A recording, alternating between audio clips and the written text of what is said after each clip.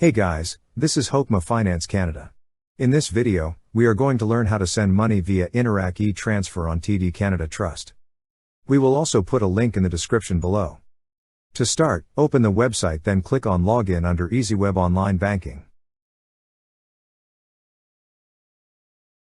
Now, log in with your username or access card and password. Once you're logged in, you will see several options at the left side menu. Click on the option that says Interac e-transfers. First, select the From account. On the Amount field, enter the amount you wish to send. After that, select a recipient. If you haven't added a contact yet, click on Add New. To add a contact, enter the contact's name and email address or mobile number. After entering, click on Add.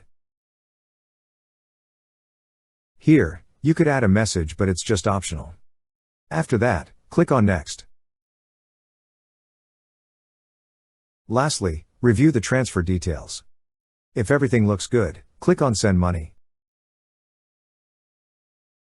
That's how you send money via Interac e-transfer on TD Canada Trust.